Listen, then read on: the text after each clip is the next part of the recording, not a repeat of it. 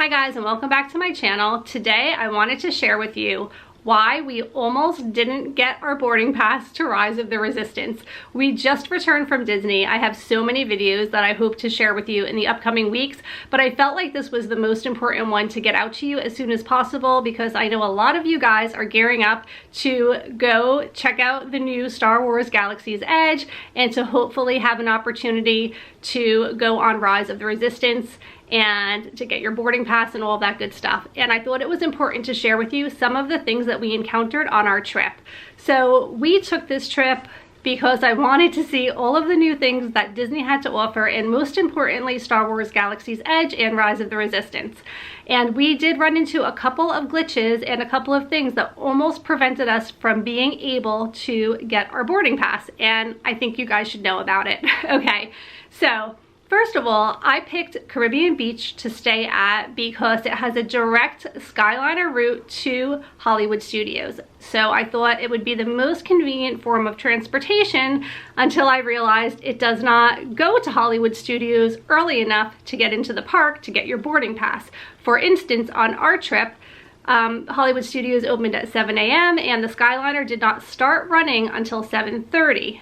And the buses are supposed to start running about an hour prior to park opening, according to the woman that I spoke with at Caribbean Beach, but I did notice the buses were running a little bit after 6 a.m., which can take a little bit longer for you to actually get into the park.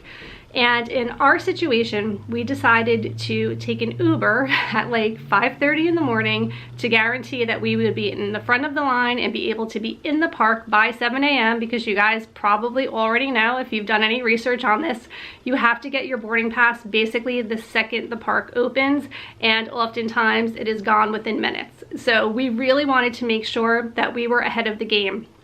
Unfortunately, when we got to Hollywood Studios at about 5:50 in the morning, we realized my daughter forgot her magic band, so we had to go back. Now at 5:50, we were able to pull right up to the front of Hollywood Studios, and we would have been able to immediately get to the area where everyone lines up to go through security. So this is important to know because even if the buses are starting to run about an hour before the park opening, this was again 5:50 in the morning. We had to go back to the resort. When we returned, which was only about 15-20 minutes later, it was right around 6:10. I did see the Caribbean Beach bus picking up people as we were leaving the resort, so we were pretty much on par with the busing system, although the buses do take a little bit longer because they have multiple stops, so keep that in mind as well. When we returned to the park, the traffic getting in was unbelievable. The traffic just to get into Hollywood Studios took us about 20 minutes or more before the Uber driver was able to drop us off where we were supposed to go. So that is one reason that you really want to be ahead of the game. I thought that we were likely not going to make it in time at that point, and it just created a lot of unnecessary anxiety.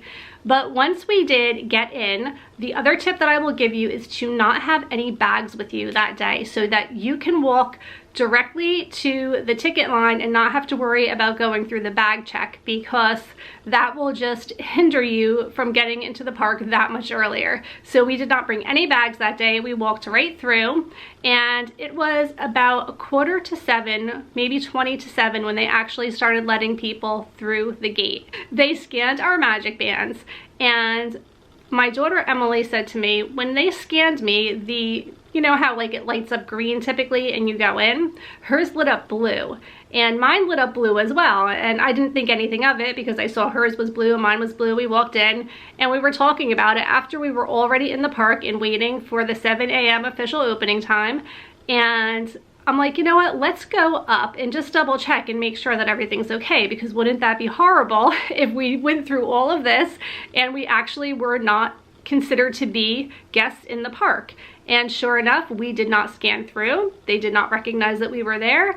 And had we not asked, we would not have got our boarding pass. There's no way. So they had to call someone over. They have these little tablets and they scan your card and they type some information in and they take your picture and they make sure that you're officially in the park. So if your thing doesn't scan green, you're not in the park and you're not going to get your boarding pass. And that was the one really important thing I wanted you guys to know about, because even though I've been to Disney so many times, I just was surprised that they let us get through without stopping us and didn't question why it didn't turn green, because I thought that the person who is scanning everyone in would recognize that if there was an issue, and they did not. And that's two people. It was me and my daughter, and we were in separate lines. So it was totally two separate people, separate things going on.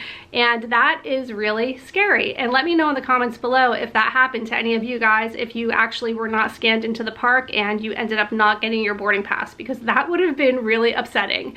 The other thing is, you're in, it turns 7 o'clock. Every single person in the park is on the app trying to get their boarding pass. Make sure that you are connected to good Wi-Fi, or just that you have a great connection. Make sure multiple people are trying to get the boarding pass, because I wasn't able to connect, but my daughter was. So there's a couple of different ways that you can do it as well. There's going to be 2 prompts. One is going to say get status, and one is going to say like get boarding pass. Those are the 2 types of things. It says something like that. You'll see it in the vlogs. But anyway, we each did it a different way. So I clicked on get status, and then you're supposed to click on the thing to get the boarding pass in 2 steps rather than 1. Just 2 different ways to try it, and some people have more success doing it one way or the other. So we figured, since there were 2 of us, we would try both of the options to see what would work more quickly. And within 20 seconds, we had our boarding pass. We were in boarding group, I believe it was number 56, and they were boarding us around 11:15 in the morning, which wasn't too bad. But the other thing that I wanted to share with you guys is, since everyone has to be in Hollywood Studios prior to 7 a.m. in the morning, it is super busy that early in the morning. So if you have the ability to get a hopper pass, I would highly recommend going to Hollywood Studios, getting your boarding pass, and leaving, and not coming back until they start boarding you. And you do have a 2-hour window, so that's helpful. You could be in Magic Kingdom and you'll have 2 hours to get back. So it works out perfectly. The parks are super crazy busy in the morning, and I would recommend not staying and going back later in the day, because I did notice that the crowd level really lightened later in the day. Also, if you want to get on the Millennium Falcon, they will be doing fast passes for that very soon, so that'll be super helpful as well. We did it first thing in the morning, and it was about an hour wait, and that was at 7 o'clock in the morning. We got on a little bit after 8 o'clock, so you know, that really gets backed up very quickly. But anyway, the ride is amazing. It's totally worth all the hype. I thought it was one of the coolest things that I have ever done in Disney. And make sure that you do get there early enough. Again, be there for opening time. Make sure you have your magic bands. Make sure that you scan in okay. Make sure that you have a good connection, and try to have multiple people in your party trying to access it at the same time, and then the first person that gets it will officially have it for everyone, and you'll be golden. So it really is, I think, a great system that they have going on. It seems to be working out really well for everyone, and I am really happy that we got on, because it was such an anxiety worrying about it, especially when we finally got there and realized that my daughter did not have her magic band on. That was stressful. But we did it, and I hope that you guys have an opportunity to do it too, because it is that amazing. Thanks so much for watching. I hope that you found this video helpful. Again, I will be busy over the next week or 2 editing all of the vlogs and sharing some other experiences that we had, and sharing some new tips with you guys and some new dining experiences that we got to be a part of this year. So it was really a great trip, and I'm really excited to share it all with you. Thanks so much for watching. Please let me know in the comments below if you have an upcoming trip planned, or let me know if you've had an opportunity to get on Ride of the Resistance. I'm curious to know how hard it was for you to get a boarding pass as well.